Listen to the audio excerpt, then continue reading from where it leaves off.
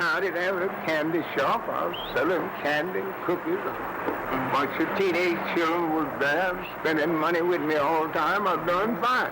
All right, here come the city. They condemn the place and tow it down. We's up there tolling me now.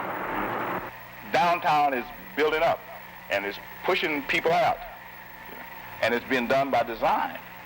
And that's what, that's what I'm talking about. I'm talking about That's a bunch of malarkey. Nobody plans the use of another man's property in Houston. There's no zoning board. The planning commission merely determines where utilities and streets are located. Nobody has planned what to do with somebody else's property. I want to understand what forces are at work, that's all. So I think that if we all know what forces are at work, we can at least prepare it in some way to make some decisions about our own lives. Mic tap. Mic tap. Second mic tap. In the first episode, we filmmakers set out to discover what forces are destroying the Fourth Ward as a historic black neighborhood at the foot of booming downtown Houston. Tom, a black journalist, tells us that there's a conspiracy between the city government, big business, and the slum landlords to eliminate the neighborhood, drive out poor blacks, and turn the area over to commercial development. We refuse to believe this story without proof. Tom says he'll show us. Louis Welch, however, president of the Chamber of Commerce, denies that there's a conspiracy. The Fourth Ward, he says, is simply caught up in economic forces, nothing more. The poor people who live there, however, want to stay. Conspiracy or not, what are their chances? All right, now, this is the key to Houston. Okay, Fourth Ward is the first black school in Houston was Booker T. Washington. Fourth Ward is the key to Houston for the black people. What's that? No, well, we don't want you to wipe it out. I mean, now, I don't live out here no more, but I was raised out here, and I don't none of us want to see y'all make all this parking lot a part of town, because this means something to us. Fourth Ward is the average person come back to Fourth Ward. You know, the first settlement of black people in Houston was in Fourth Ward. You see? And it means more to us than just these shaggy houses. This story took place over a year ago. You're seeing it just about as it happened. Then maybe you can make up your own mind. I need to go over it again in order to make up mine. They want town, all this to be parking lots or buildings. But then again, see, Fourth Ward, it means a lot too. That's why we don't want to give it up. It's just like, those people in Fourth Ward, those niggas in Fourth Ward are in the way. They're standing in the way of our progress. So we're going to, ship them out as far as we can get them. The very end of South Park. How can you prove that? I mean, who can we see that will verify that? Tom's conspiracy theories seem to be bogging this investigation down. Either we turn up some proof fast or I was getting out of it. Tom said those rundown houses were proof. Why wasn't the city enforcing the housing code in Fourth Ward? So we went down to the code office to put it to them point blank. One of the things that concerns me is when I see what is happening in Fourth Ward. And one of the complaints that I continuously hear from people is that, one of the reasons that the city is not enforcing the housing code in Fourth Ward is very systematically to drive the people out of Fourth Ward so that Fourth Ward can be primed for developers. I can only say this, Mr. Wright, and I can say this without reservation, that is an untrue statement. The people in the Fourth Ward area are under the impression that the housing code enforcement section can tell a landlord, you must fix this house and continue to rent it. I can't do that. I can tell a landlord, if you continue to rent this house and accept rent, you must bring the house up to minimum code standards. If you do not bring this house to minimum code standards, you cannot continue to leave it on the rental market. Now, it's up to the landlord to decide which is more economical, to leave it on the rental market, to evict the tenants and tear it down. Is that what is happening in Fourth Ward? Because we see a lot of abandoned houses, we see a lot of houses that have been condemned, we see a lot of vacant lots. Yes, because if the landlord decides that I'm getting rent or income from this property, which is causing me an indebtedness each year, then I would just as soon have the people out, tear the building down, reduce the taxes, and pay the taxes on the property, and hold on to my property till I feel that it is economically to my advantage to sell it for profit. Now, if I do this, I'm eliminating housing. I need those houses. The city needs them. So what we're trying to do is to work with landlords to get them to repair the houses, bring them up to standard condition, and continue to rent them. Now, he's brought Fourth Ward up in this thing quite a bit. Let me ask you, do you know of any tenant in the Fourth Ward who has filed a complaint that the house or apartment that he's living in is not in compliance with the housing code and whose complaint has not been given due attention? I do. You do, sir? The woman lives in Fourth Ward, and her complaint, she has a bathroom floor right now that is not a floor. That the commode is about to go through the floor. What's her address? I'll give it to you. I don't know it off. I don't know it offhand. And I'll pull the file and show you that that is not a true statement. Well, that we do have a file on it, that the owner says he can do one of two things. Either he will receive assistance in repairing it, or he'll evict the tenant. I can't give you the address, the exact address. I'll have to look in my own notes. I don't think you can prove the statement you just made either, Mr. Wright. Well, that's you are saying that you have been told. You all keep, wanting to get away from the whole situation in Fourth Ward. And I've done too much study on Fourth Ward not to know that the code is not actively enforced. And I think the best thing to do is to drive up and down the streets of Fourth Ward, go in those individual houses, because if people have been systematically, denied this information that you just said, that you wish that, that people could have, if they've been systematically denied it, don't know that they can come down here, and therefore their living conditions. Could I interrupt you just a second? I would like to ask you just one question. All right. How many times have you been to this office to check the information you received in the neighborhood? When Pete Banowski was down here, when Pete Banowski was here, I was here almost every day. You have not been here in 3 years. I found out, like the citizens in Fourth Ward, that nothing is going to be done, and that houses like John Bennett lives in are going to continue to exist in Fourth Ward because the city is determined that people in Fourth Ward are to be driven out of Fourth Ward, and that the plan is already designed that those people are going to go, and that Fourth Ward is going to become commercial property. Bring me those addresses where you say that those people have complained about substandard quarters and code enforcement has not acted. And I will be happy to admit, if you show me that those people have complained to this section and we have not acted, that we have failed.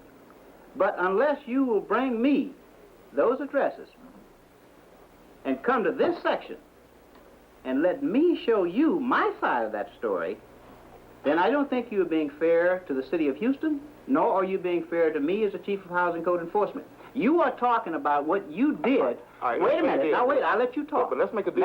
I'll do that. Let me finish. No, I'll do that. You won't let me interrupt you. Don't interrupt me. 3 years ago, Pete Banowski left this section in July of 1973. This is July of 1976. I have been here 3 years. That is not a true statement. You have not been inside of this section in 3 years. And you do not know that what you are saying is true.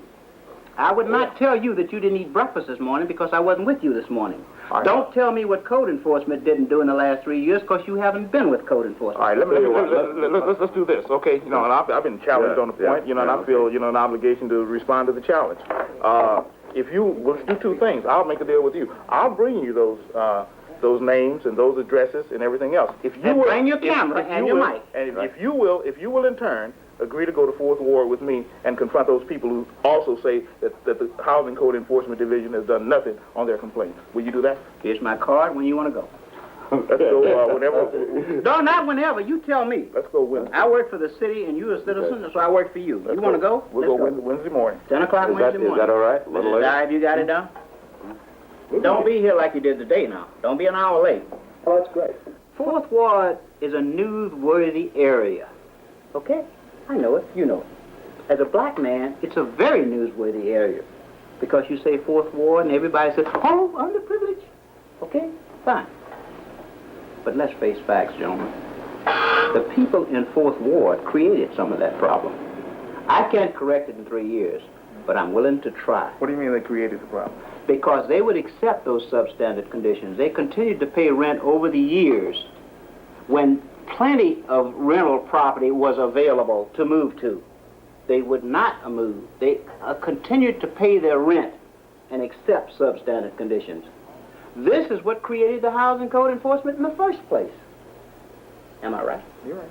I was here. So, if they lived there and created this condition, now that we have passed or ordained an agency to correct these evils, how can we do it overnight? But I will take a darn good swing at it, and I will do whatever I can do, anytime, to show you that it can be cured, but it's going to take time. But Fourth Ward doesn't have the time. Then Fourth Ward is going to have to change the ordinance, because the ordinance is a time-consuming thing. To cure Fourth Ward evil, we will do just the thing you're saying we don't want to do. We will have urban renewal. We will clear up all of the substandard housing, and we will have vacant lots. Wednesday morning, the housing code chief was right there waiting for us to prove to him that his office had not been doing its job. We went back to the same people we'd interviewed earlier, those whose stories had moved us and made us suspect the city in the first place. We'd been slapped down for not having our facts straight. What would Johnson do when he heard these people's stories? Round one. We went back to see the woman who'd told us her house was falling apart, and the owner refused to do anything about it despite her complaints. Does not afford privacy to a person using it. That is one of the requirements. It must be able to provide privacy to the person using the bathroom. The other is there should always be 3 facilities: a lavatory, a commode, and a bathtub or shower. They have the commode and the bathtub, but no lavatory. The lavatory is missing, which is a violation. The other is that there is an obvious leak around this commode, and it has reduced the flow to a point where it's almost unsafe. The entire area is unsanitary. Obviously, the entire bathroom needs to be remodeled. And he comes by and collects your rent? Yes. And you complain to him about the violation? I tell him, and all he tells me that he'll tell the lady that owns the house, because he can't do no more than what she say. And I understand this lady's real sick. I think she's old, and she's real sick. Have you complained to anybody in the city about the violations? I've been complaining to him all along. Who? To just the man that come collect the rent. No, I say, have you complained to anybody in the city about the violations? This is the only way... Round one turned out a draw.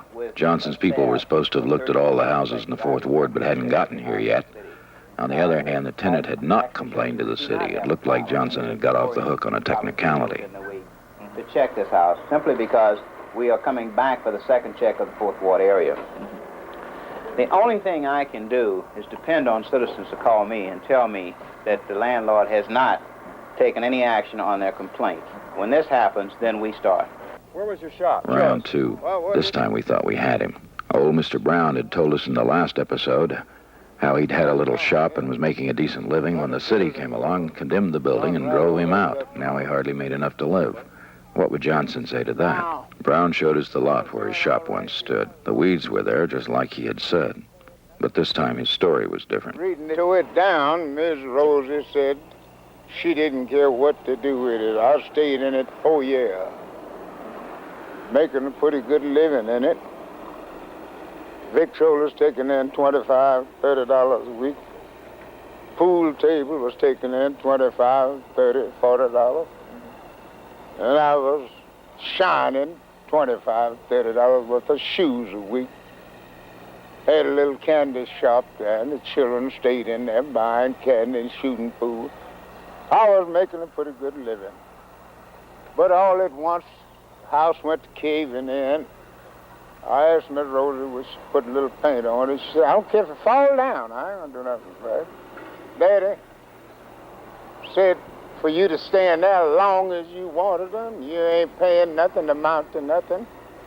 And I don't care if it fall down. Daddy's gone now, and I can't raise your rent, and I ain't even thinking about doing nothing to it. finally they condemned it. Told me that I had to find somewhere to go. Now, here's the case, though, where the city's code turns a person out of his work and his livelihood and makes it difficult for him. What's your answer then to The city that? didn't turn him out. The landlord did. The landlord owns that property. It is an investment. They either have to meet the city standards with the property or tear it down. He was not evicted by the city. He was evicted by the landlord. She either had to go to court to show why she was renting a substandard building or bring it up to standards. So she evicted the tenants instead. Once she got the tenant out, then she let the building stand. Well, as long as they could leave it standing without us condemning it, they were able to by keeping it boarded up and cleaned up. Once it reached a point that it was a danger to the people crossing on the sidewalk, then it was condemned. And once it was condemned, they either had to tear it down or the city was authorized to tear it down. And the council gave the city authorization to tear it down, and we did. That was a long procedure, which it usually is to demolish a building. I didn't blame them for tearing it down because if a hard wind come and a big northern one, them rafters allowed to fall off and hit somebody and kill them. That was the reason it was torn down. Why not tear it down? They're rich and won't fix it up. That big grocery store, plenty of property and everything, wouldn't fix it up. I don't blame them for condemning it. I've condemned it too if I'd had the power. Well, Johnson had scored again. It was clear to me that the conspiracy theory was dead wrong as far as housing code was concerned. The code just simply didn't have the power to stop the deterioration in Fourth Ward, no matter how hard it tried. After all, what did it matter who had put Brown out in the cold? The fact was he was out there. At that point, I began to feel we were in the presence of a larger force, something those slum landlords had seen coming. They want to buy it, I'll sell it. If they talk like they want to buy all this area at one time. That's what we hear, you know, things like that. Who is it, you know? Well, no, I never have came to any of their meetings now. Mr. Philippone, do you know him around here, Joe Philippone? He knows a lot about this. Yeah, I know Joe Philippone. He knows a lot about it. He goes to the meetings, but I never did. But if they sell and we have a chance to sell, I'll sell too, you know. What meetings are these? I don't know. Some meetings that they meet up with different people that come here that want to buy, you know, that want to buy in this area because it's so close to town, you know, so close to the downtown. So, And the talk is that they would buy all at once, the whole area. Humble Oil. They said one time Humble Oil Refinery wanted to come in here and buy this.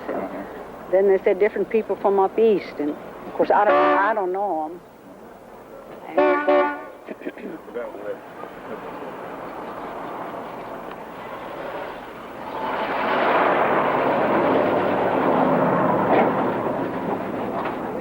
Up on the rent too much. They don't. You can't go up. No, I haven't went up on any of my rent. Haven't went. It's been like this for 10 years or 15 years. The same. I never did go. Are you getting kind of tired of hassling with the property? No, just like I say, I come here just once a month or sometime twice a month, and they pay me right away, and I don't have too much trouble. Of course, I don't like to go. I live so far out now that I don't like to go back and forth too much. But like I say, since I'm getting older, and you always, when you get older, it's not one ache and pain, it's another. So, but I'd like to get rid of it if I could. Give somebody else a chance to build if they want to build on it, whatever they want to do.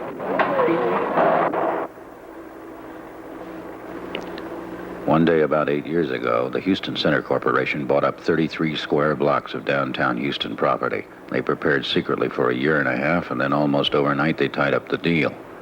Although it didn't have anything directly to do with the Fourth Ward, it was over on the east side. We wanted to see something that symbolized what was happening downtown. Right now we're pouring the mat, which is the foundation for the building. They've been started out here about 7 o'clock this morning.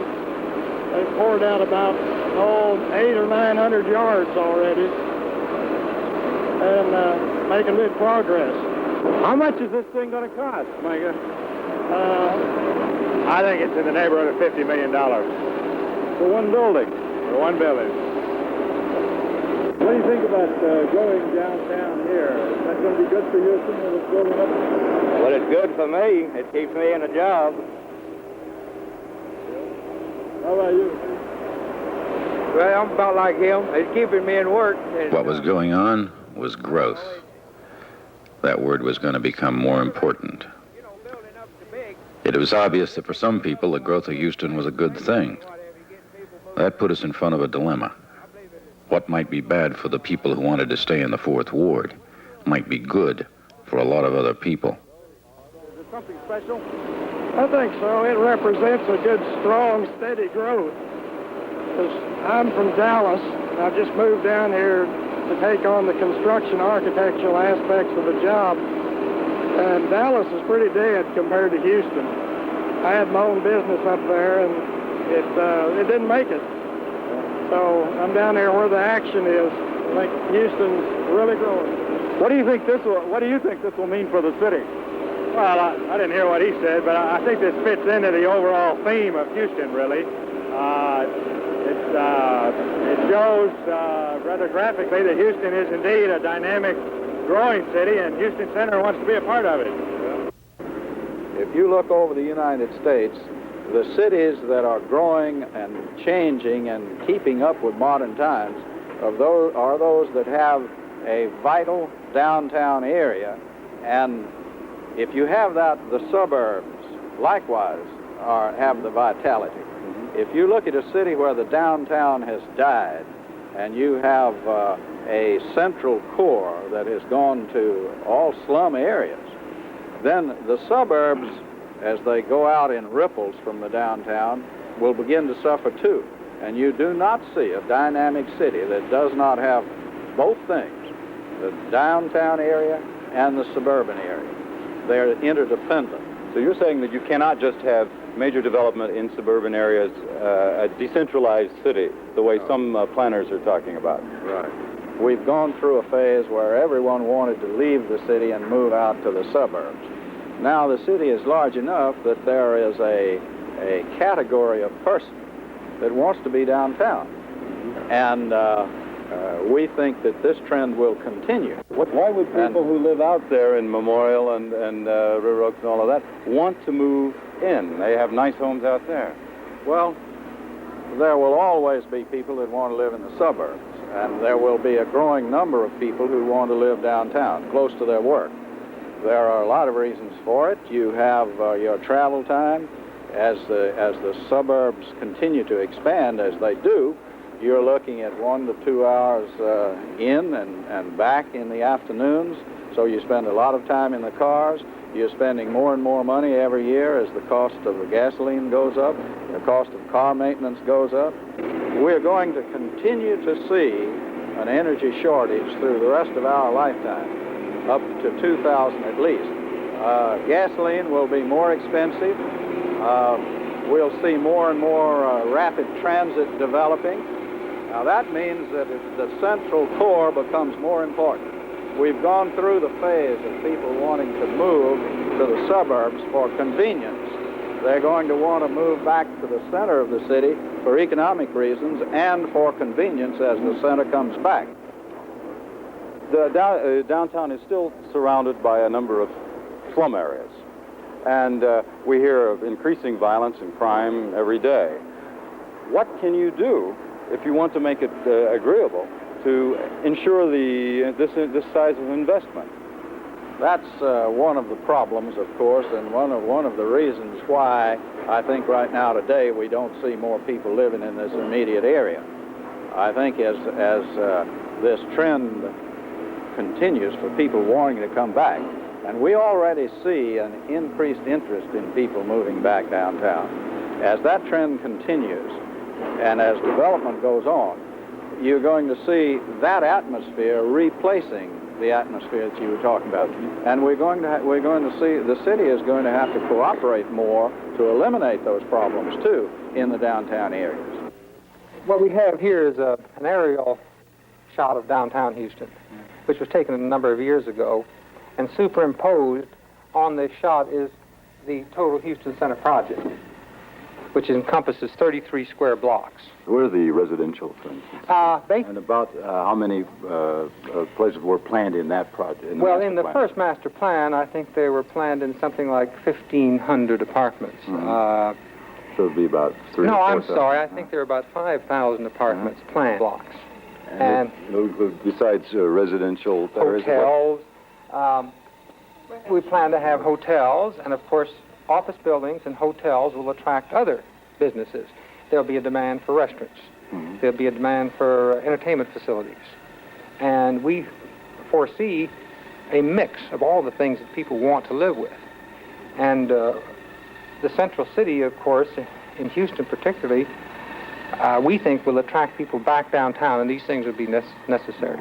And they'll also be economically viable. But this is really not just some buildings in downtown. It seems to be something else. Well, it's a place for people to live and work, which includes a lot of open area. People could spend their lives in that area, right? Well, they could, but I'm sure that like anyone else, they'd like to go to the beach sometime. Houston really is a city within a city. And that's what the master planners, when they conceived of the whole idea, were thinking about and working for. A city within Houston. Houston Center's argument was that if we don't improve downtown and draw the affluent people and business back in, the city will suffer. So that was bound to put a pressure on the people of the Fourth Ward.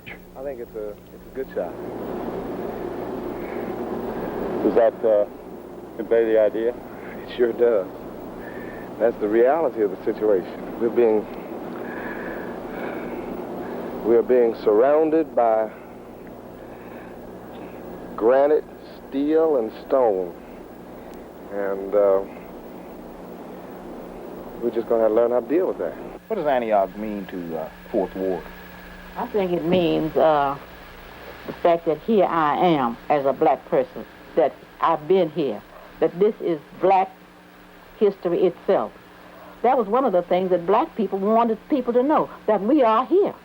We were here, and we are still here. One of the arguments is that City Hall wants us moved, that they need that property for downtown, that they need high-rise apartments or high-rise buildings where Antioch is. But that's one of the gimmicks that is used to get us out, that the downtown people of the city wants the spot where we are. And I don't believe they do, but that's what they sell our people.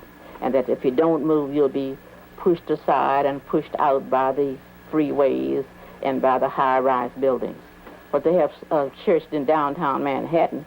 It's a little church around the corner, but it's still there. I don't see why Antioch can't be a church for everybody downtown. Just because we are black doesn't mean we have to be pushed aside. But we've got that kind of feeling that anything we have can be taken away from us because we are black. There was probably no one who was more often accused of wanting to take over Fourth Ward in Antioch in any way he could than Kenneth Snitcher. We had two questions. Did he want Antioch? Why? Did he want the Fourth Ward? We thought we'd better approach this one slowly. First, a few general questions. One of the things that we wanted to know, we look at the downtown as you have here on this model and see buildings going up everywhere. And we were wondering, essentially, what is the vision that you as a developer hold that would make the downtown business section an attractive one in Houston, whereas all across the country, downtown districts are, decaying? Well, we have an interesting situation in Houston that is somewhat unique in that we have the viability that is sought after by all major urban centers throughout the country, and it's, I think, brought about by several factors. One being we do not have branch banking in Texas, and so that all of your major financial institutions are in the central business district. And their sphere of influence has helped stabilize and bring forth that viability. I think the fact that we have 3 or 4 of the major law firms in the United States headquartered in the downtown area, and with their spheres of influence, have also made a major contribution to the downtown central business district. I think that our growth also has been related to the fact that the development of downtown real estate has been in strong hands of financial institutions and other types of institutions that allowed it to develop in a credible fashion. You don't find the gimmickry and development of buildings in this city that you do in others that would maybe be the future slums 20 years out. What risks, do you as a developer face? Well, If the EPA comes back as they tried 2 years ago and put controls on the development of the city to where we could not build shopping centers, office buildings, anything that would attract automobiles, then it would stop the entire growth of the city. Obviously, that's a threat because you can never tell what someone's going to do in the name of environment. And although I'm not an environmentalist in that sense, I believe that the concept and philosophy makes sense, but I think it's gone to an extreme. I think the energy crisis and the inability for the Congress to come up with a decisive program that would allow our major oil companies to make decisions for growth, expansion, exploration could very dearly affect the economy of Houston. We're getting ready to build a $60 million building, this number 2 Allen Center. It's completely speculative. We have no tenants to start out with, and we're betting on the growth of this city. And to the extent that we don't get that growth, there's some financial medicine that we're going to have to take. But there are other things. If the city fails in its job to provide utilities for any part of the metropolitan area, it can materially affect development. Right now, there's a moratorium in certain parts of the city on sanitary sewer connections, which means that as a developer, I can't go in that area and develop anything until new sanitary sewer capabilities are developed to serve that area. Now, fortunately, the Central Business District has got adequate utilities. So there's just all kinds of threats to someone building on a speculative basis without any prior commitments. But without that speculation, it would be impossible for us to enjoy the growth from the external market, the Eastern Seaboard, where these corporations have chosen Houston to relocate. You have to have the merchandise, if you will, on the shelf in order for them to come in and relocate their thousands of employees.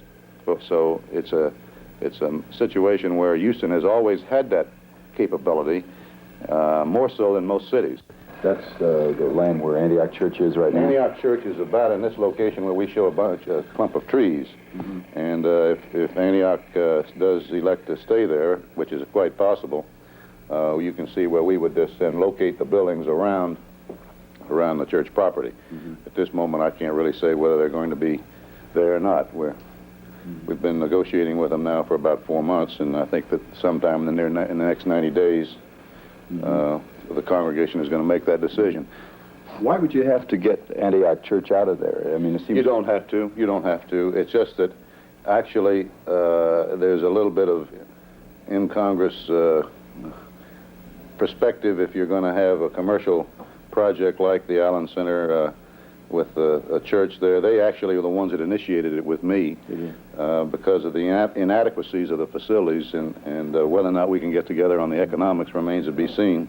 The suspicions is that this is the version that sees you hovering like a vulture. That's right. Is that with a great growing Allen Center, it would really be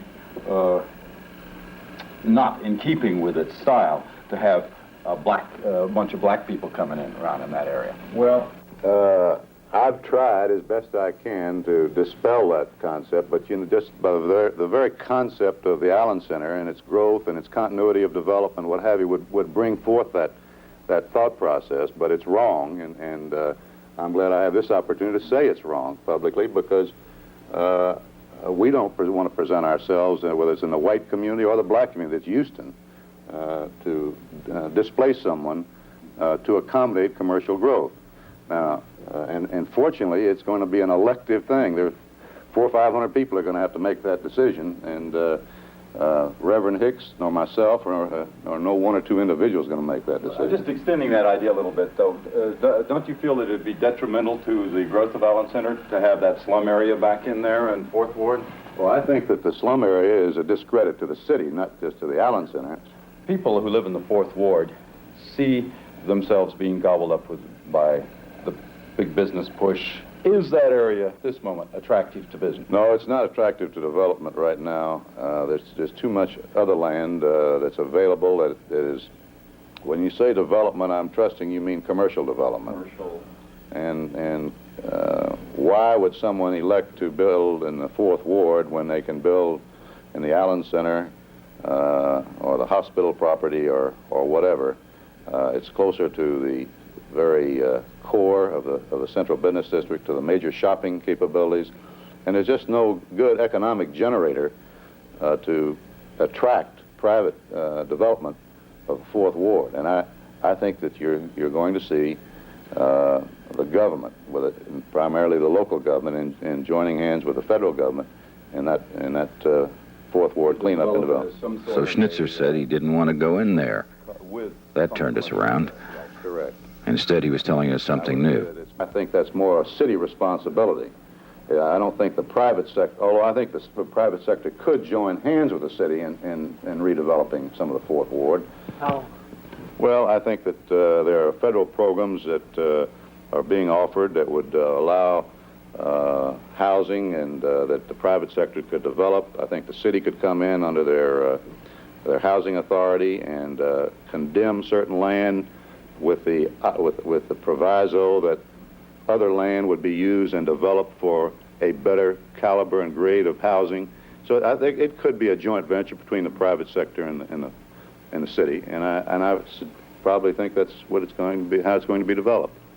Do you think then that there is a possibility to preserve some of that area for low cost or low rent housing for people of a low economic bracket? Well, the economics will not work, but the way the federal government spends some of its money on some of these federally subsidized programs, I'm not sure that that's going to be an overriding consideration. I think that there are going to be other things that go beyond economics, but you cannot make low-rise housing available from the private sector and have it make any sense. But I think that from a government standpoint, they can and they will have to. A new question.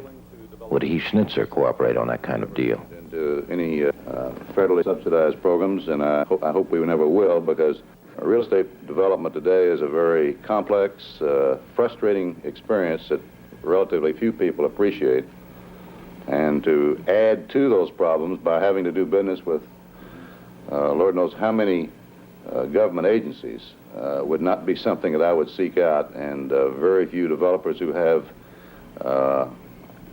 much to do would think anything to the contrary. Well, you're thought of as really a new breed of developer in town or in the area, and that with someone with very progressive ideas.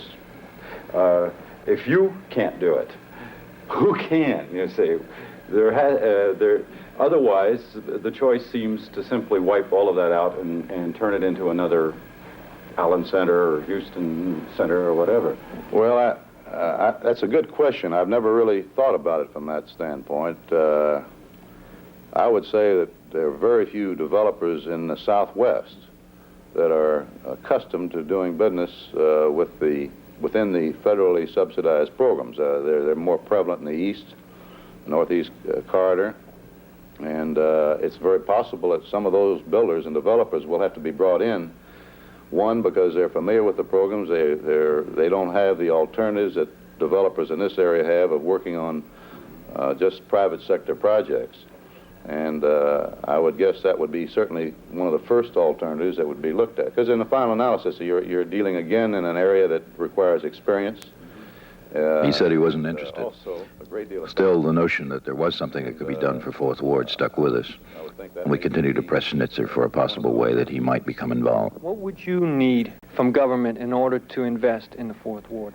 I'd want the land, first of all, cleaned up of all of its existing shanties. I'd want a clean piece of land. I'd want to be assured by the city government of good utilities, of good ingress and egress of roads, access to the freeway system. I'd want to be certain that we were going to get good transit capabilities into the central business district so that when we did rebuild that we would not have the problem of transportation. I think that anyone going in there would want those assurances and are entitled to them. I think that having those assurances, you would find the private sector interested in, because it is a fine piece of land in its entirety. If you look at it in its relationship to the Central Business District, it's between here and River Oaks, the Central Business District and River Oaks. But it's going to require leveling and these commitments by city government before the private sector would ever attempt to make any moves in the way of development. So there it was. He wanted it leveled. That had been what Tom had been telling us all along. Business wanted it leveled. So who does? We wondered if the city government was going about doing just that. Lobby you, in a sense. Had, in fact, the city government approached him. Economically attractive for the private sector to go in and develop. And without that, you will not see it. Have they ever come to you and say, well, now, can you do this for us? I mean, have they put pressure on you? They haven't put pressure. They've asked us if we would get involved in the redevelopment of the Fourth Ward, and we said no, until the things that I've outlined to you were taken care of. We do not want to spend the next 15 years championing the cause when we know that the economics are not there. If city government will go in, as I think they will, and as they have indicated a desire to do, and create the environment, then the private sector will go in. But yes, we've been invited to do that. Well, one thing was for sure, business and government do talk to each other, and they talked about the Fourth Ward. Probably any 2-year-old could have figured that out, but it was good to have it down on film. It was obvious that the city was sensitive to business needs, but who was going to be sensitive to the needs of the poor? A question raced around in our minds. One of those dumb questions you're afraid to ask for fear people will find out just how stupid you really are. But Schnitzer was cooperative in giving us straight answers, so we thought we'd take the plunge. If business is the prime mover in this city, and if poverty is a problem, then why can't business take the lead in solving the problems of the poor? Done anything about it in Houston? Well, I don't know if it's fair to say they have to do it. I think that there's Somebody's going to have to do something. Well, I think that when it comes to the vast amount of capital that's required today for development of that type, it's entitled, if it's coming from the private sector, to receive a return on its investment. Why would we pick out a certain segment of the industry and say it's your responsibility to take care of all the minority and ethnic problems in your community? It's a broad-based problem, and it's got to be solved where the tax bite for it is spread on a broad base. And you can't just say to a group of developers, it's your responsibility to undertake that. Right. I think the best thing that can happen to this city is to clean up the slum areas that we have, and the Fourth Ward is one of the best examples of it. It's just, how do you do it? It's not, and it will be done.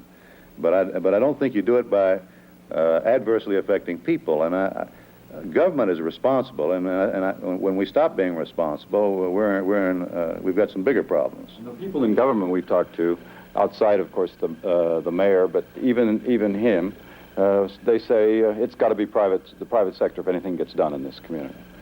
Well, because the private sector historically has taken the lead in most of the major development of this city, and that would be a typical.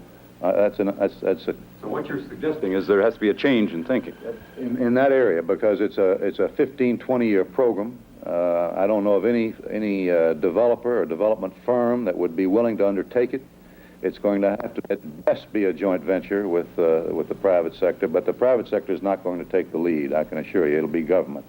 I'd like to introduce you to James Blue, who is the one who is... It was now time to let the people of the Fourth Ward know something about what we'd found out.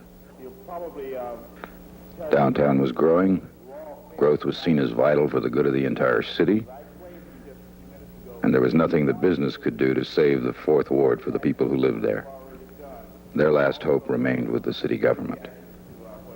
So we interviewed the mayor and took it right away to show the people of the Fourth Ward.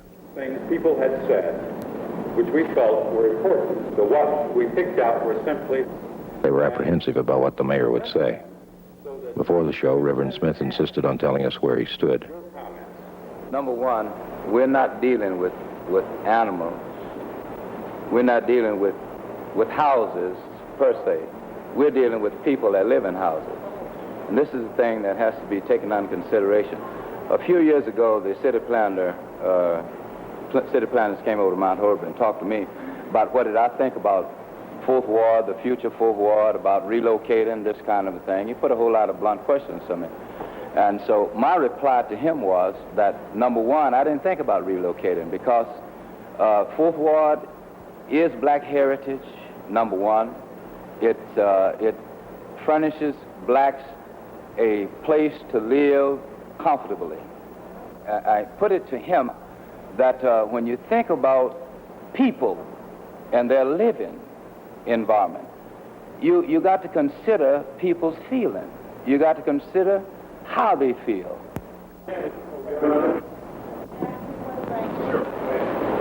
Why did you pick the Fourth Ward? Well, for a number of reasons. I was struck by a slum area sitting so close to an enormously booming modern city.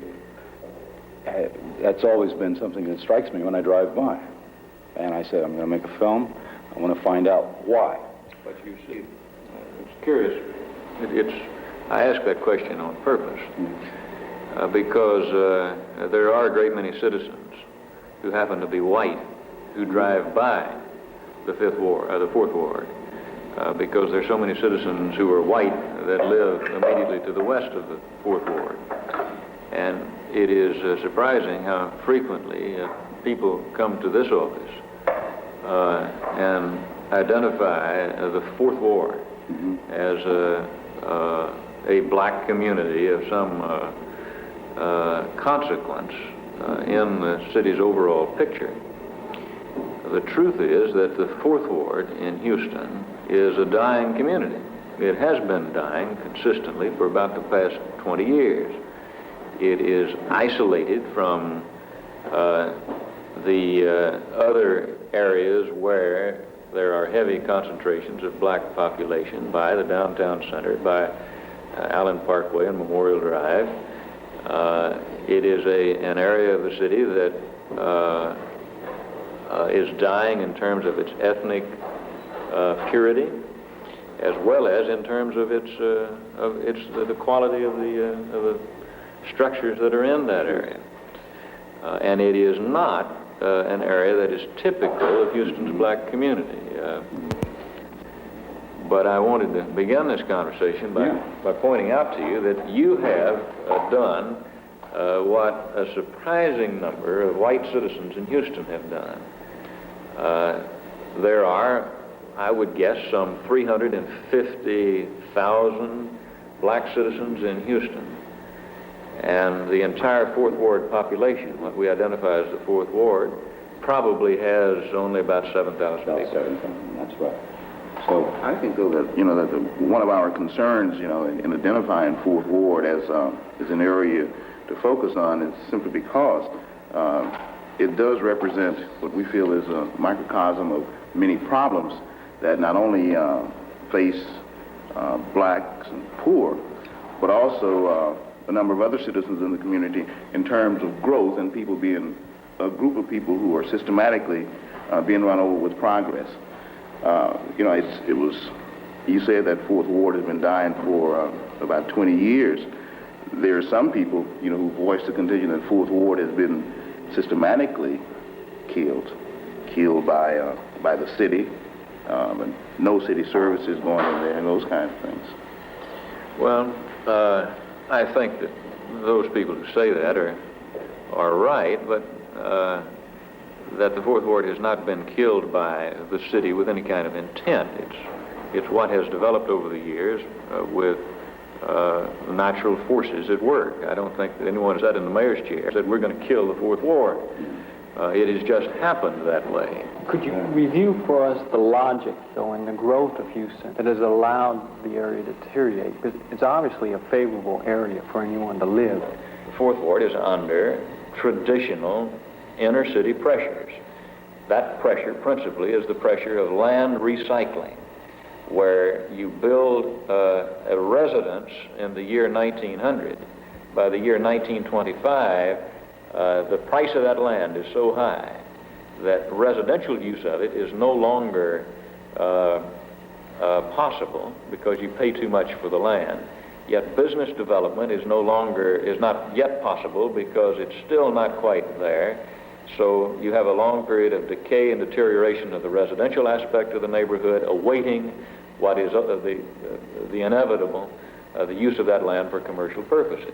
You can Now, see how this breeds a terrific cynicism in the people. I mean, not only of that community, but of the whole city. They just, I mean, it would tend to think, while that period is going on, they say, well, these people obviously don't care about our fate.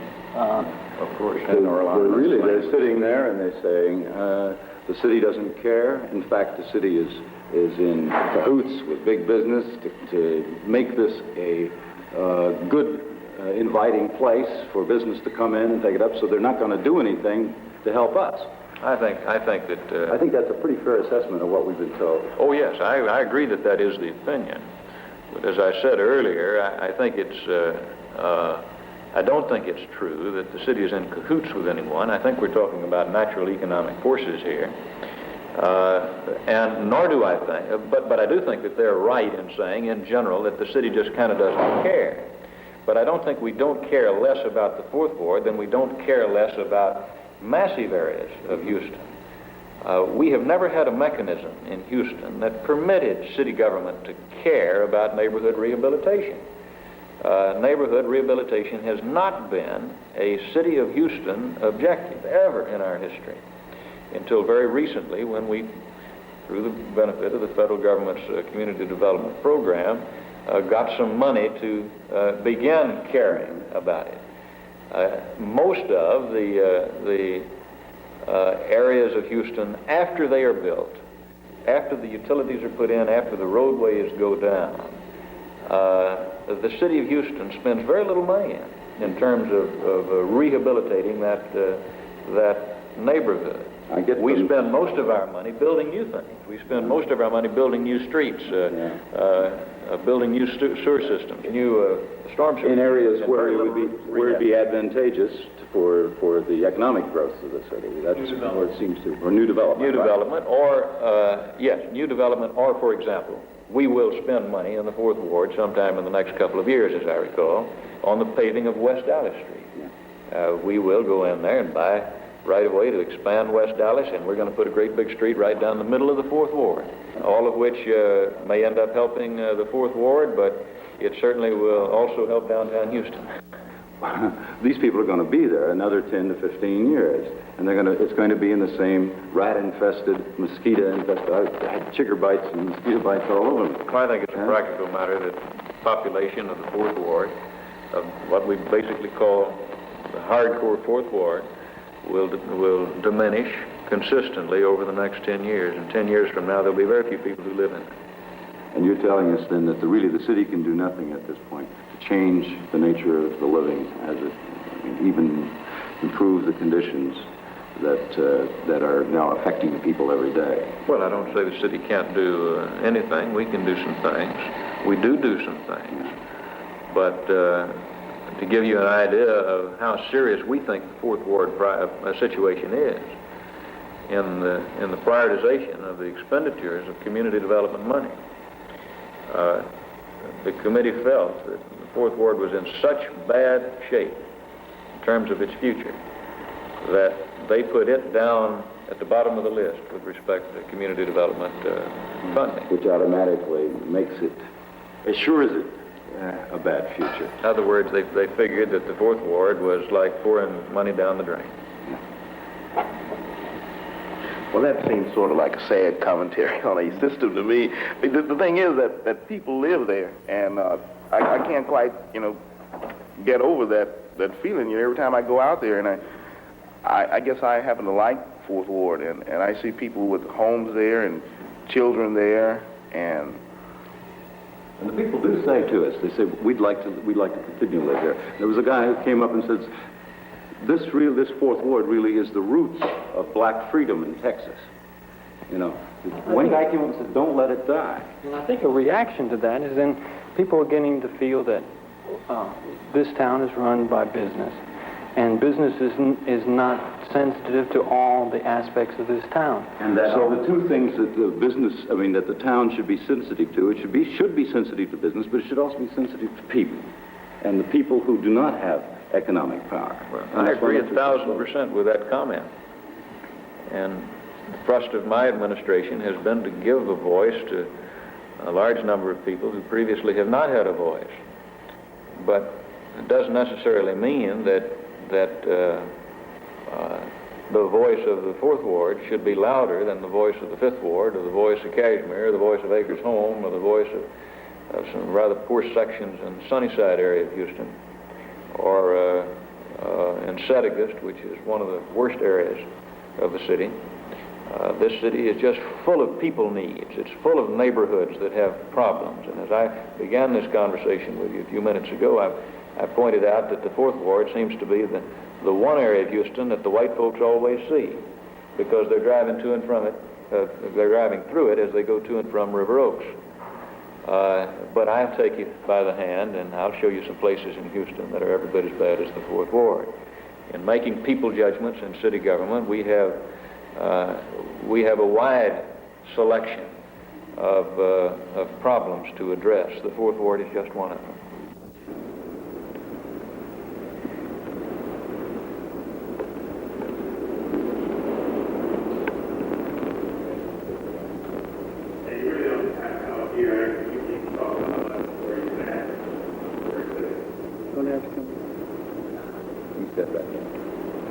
He's got you anyway.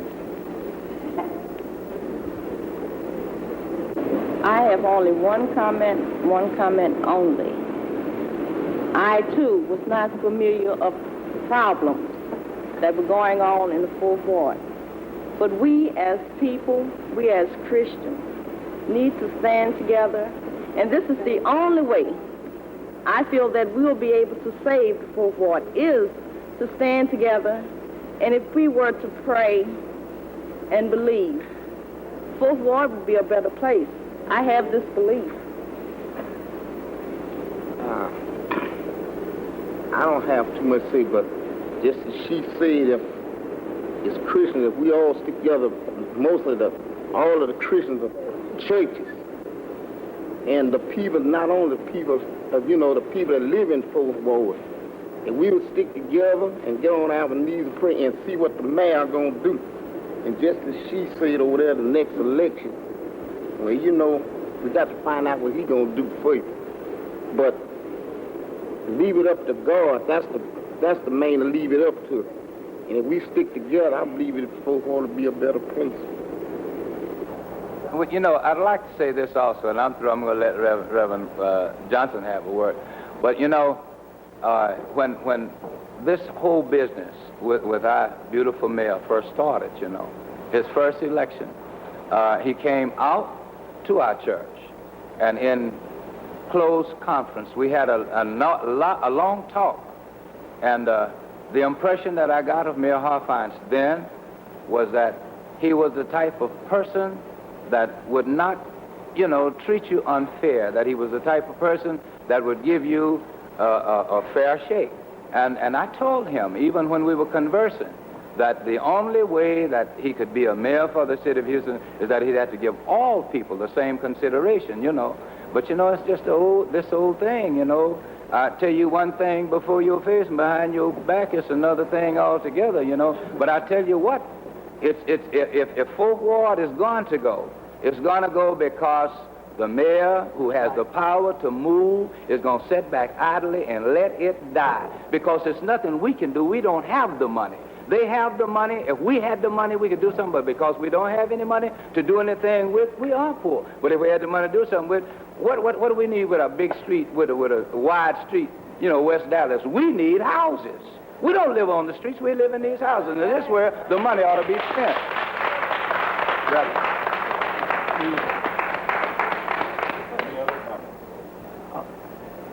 Yes, I did. The mayor is using Fourth Ward citizens as a scapegoat. Say that again. He's using them as a scapegoat because when he was interceding to get an allotment from the government of the $119 million, we met in Fourth Ward. We sure did. We signed petition in Fourth Ward. There were Fourth Ward people who helped him to get the $119 million. And now he, in his representative, indicated in the meeting that Fourth Ward would be one of the first sections to be helped. And then after they received the $119 million, Fourth Ward wasn't even considered for a dime. I'll say this, using an old philosophy, seemingly the mayor is speaking with the forked tongue.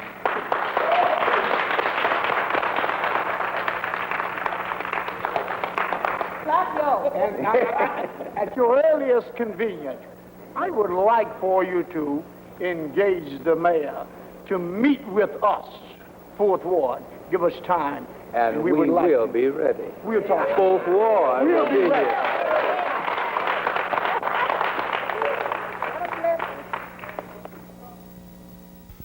In the next episode, the mayor comes to the Fourth Ward. Would the people be able to convince him that Fourth Ward is worth saving?